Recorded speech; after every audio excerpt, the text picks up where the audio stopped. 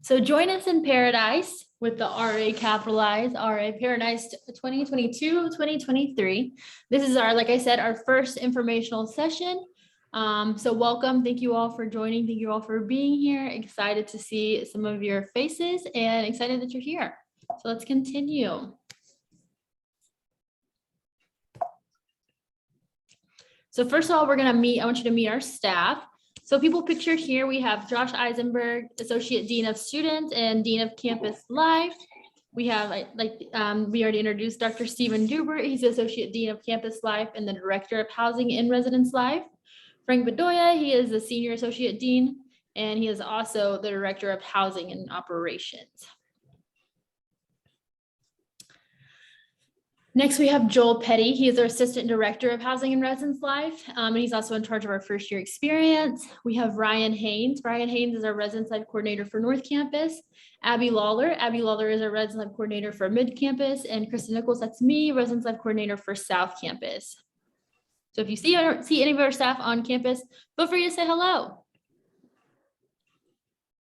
All right, residence hall staff's positions that we're going to be going over today. So the three positions that we have open is our resident advisor, our head sponsor, and our sponsor positions. So we're just going to go into a brief detail of what these are, and we'll talk about more specifically each in detail beyond that as well. So resident advisors. Resident advisors create a positive living environment in the residence halls. They serve as the first point of contact for all the personal, educational, and social needs on the hall. They're responsible for assisting with security, addressing emergencies, coordinating activities, working with sponsors, and reporting damages and maintenance problems. And this is a paid position. The head sponsors provide support to sponsors working with first-year students, assist with selecting sponsors, assist in housing placement of the incoming class in their sponsor group. So that's something that we are going to get rid of. This is not going to be part of that position anymore, but it's also something that we want to include in this position is the RA and sponsor experience are required for this. So this is kind of like a stepping stone to that head sponsor. We want to start out as an RA or a sponsor, and then this is kind of the next step. And this is also a paid position. Sponsors, so the next business sponsors, they live in the halls of their first year students with the objective of easing the transition to college by creating a safe and welcoming living environment for all first years and increasing first year interactions with older students. And this is a volunteer position. One caveat I want to share too is that I know in slide we're sharing that the sponsors live in the residence halls, but we move from the sponsors in the actual residence hall, so a sponsor can live in any space that they would like on the actual campus.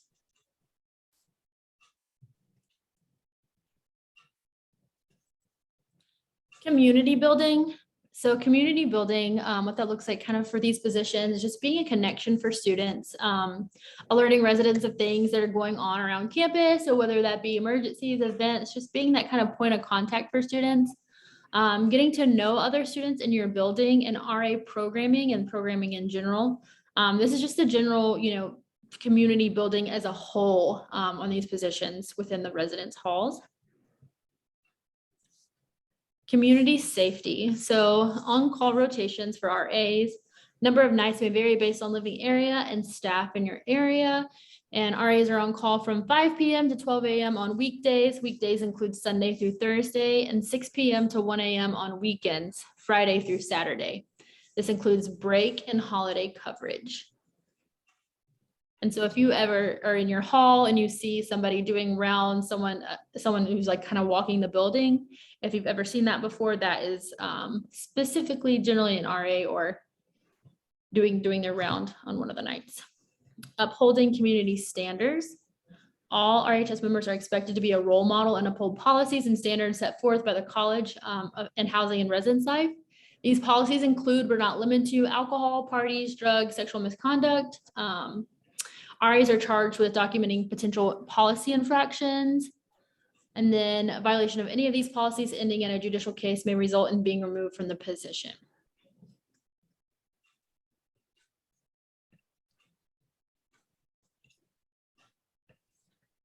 Enforcing policy. Oh, excuse me.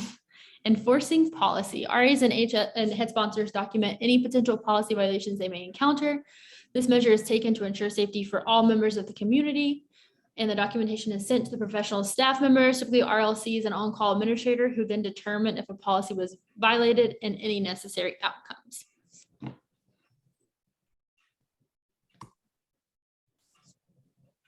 Training. So fall training is going to happen in early August. It's a time when you would come together as a staff, as you see in this picture. People working to get their supplies for training. You're going to be learning about involved and learning about team building, community building, personal development, referral roles, crisis response, conflict mediation, and role plays within that time. During our training, no other commitments are allowed. Very specific about that, and it's for a reason. You're supposed to be learning and having fun in training, and that's definitely what you'll be doing. Spring training is typically held in early January, and this is for RAs and head sponsors only.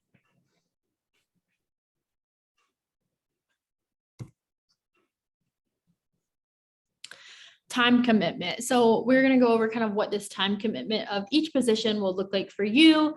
We know your students, we know you have other time commitments, you may have other jobs on campus, and going to kind of give you an overview of what that's going to look like. So this is any given week, generally what it will look like. So you're going to have an individual one-on-one with your supervisor, and this is generally 1 hour weekly, and it depends on, depends on which week it is and various supervisors, 1 hour weekly or 1 hour bi-weekly. Staff meeting Mondays at 7 p.m. to 9 p.m. That's generally standard. So on Mondays, we'll have staff meeting with our individual staffs and also in services with the whole group of RAs. On-call responsibilities. So that translates to whenever you're on duty, and that looks different for each RA depending on each week whenever you schedule your duty shifts. And that's typically 1 to 2 evenings a week. Office hours, 2 hours per week. Office hours is generally when you are in your room with your door open. You're available to your residents for that amount of time per week. You have that set aside, and residents are able to come in, check on you, ask you questions, just stop by, any of that. That's 2 hours per week for your office hours. And this includes programming, community building, and paperwork. So if you're having a program specifically for your residents, that can be also included with that.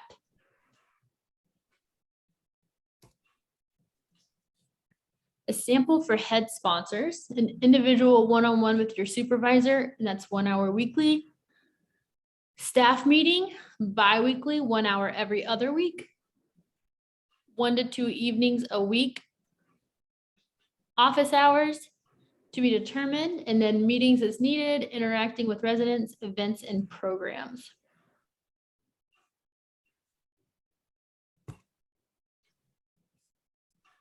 Time commitment for the sponsor. So head sponsor group meetings, 1 hour every other week. Interacting with head sponsor is needed, meetings is needed, interacting with residents, coordinating sponsor group events, professional development, 2 to 3 days per semester.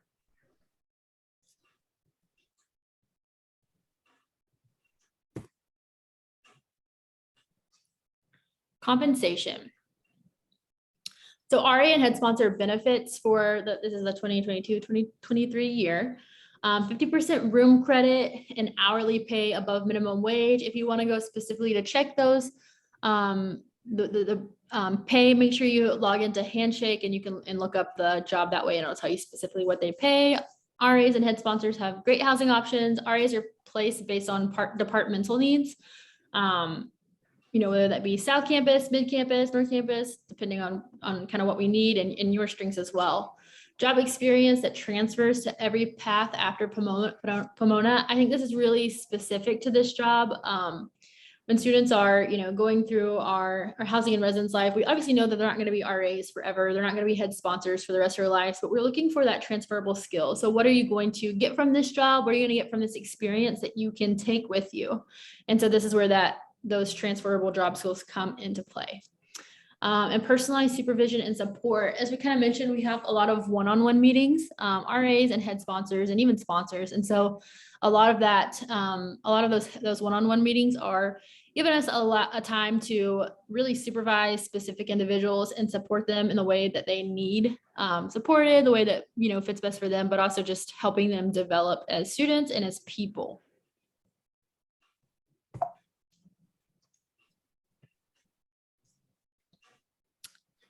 And so this is just an overview of our timeline. So the RA and head sponsor application deadline, that will be due Tuesday, February 15th at 5 p.m. RA and head sponsor interviews are going to be February 24th and 25th. That's a Thursday and a Friday. The sponsor application deadline is Friday, March 11th. And then the sponsor interview timeframe will be late March, early April. And then RHS training early August.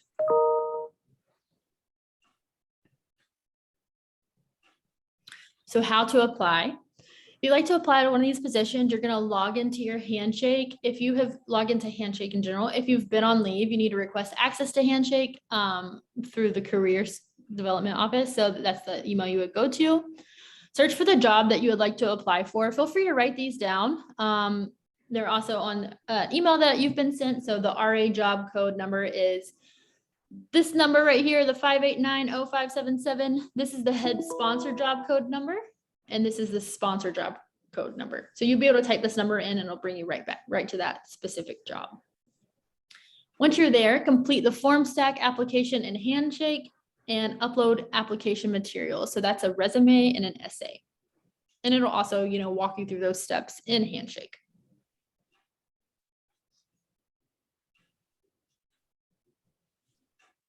The interview process. So this is generally what's going to look like. After the application deadline, you're going to be contacted by one of us, a member of HRL staff, to schedule an interview during those Thursday and Friday during one of those 2 days. The interview will be scheduled virtually. It'll be 30 minutes with 2 staff members. The RA and the head sponsor interviews will, like I said, occur the February 24th and 25th. And then the sponsor interviews will happen in late March, early April.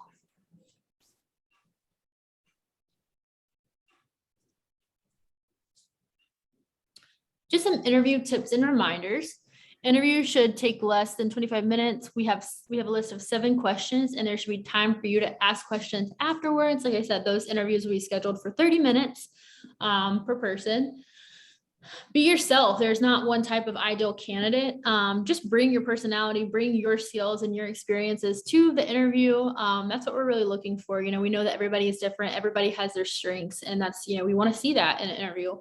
Be on time. Obviously, it's in a virtual setting, so just make sure that you are logging in a timely manner and you're on Zoom in that time. You have the ID written down, you know where you're going, you know what you're doing. Ask if you need clarification. Yes, we've provided a few emails. You always have housing@pomona.edu, but you also have the email that was sent to you in the first email chain that went out to students about this position, but also just feel free to reach out, like I said, to housing anytime you have questions that you need clarified. Don't feel the need to fill time. This is a good tip. If you are, you still have 10 minutes of the interview and you realize that you've answered the questions like really fast or however, make sure that you're answering the questions fully and to the best extent that you know how, but don't just like add that fluff in there and don't feel bad if there is time at the end. There's more time than you expected there to be. Consider connecting to career development office for assistance. This office would be really great. If you need help, with your resume, if you need help potentially writing your essay, I advise you to go to them. They're really great at, helping you not only for this position, but in general, anything that you need career related. Obviously they are great for that. But they're good at just setting down and, seeing what, things that you need to put on your resume and things that you can take off your resume, things that you should put on your resume. They're really good to vet that type of thing.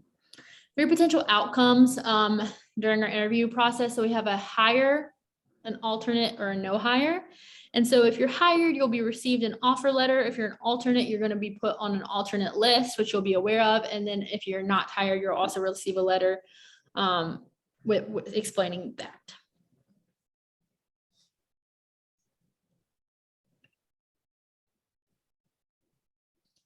And so if you would like to stay up to date on any of these things, feel free to follow us. Here are our social media and our social media handles.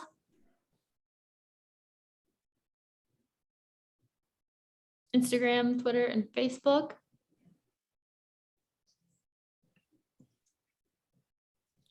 All right. Thank you.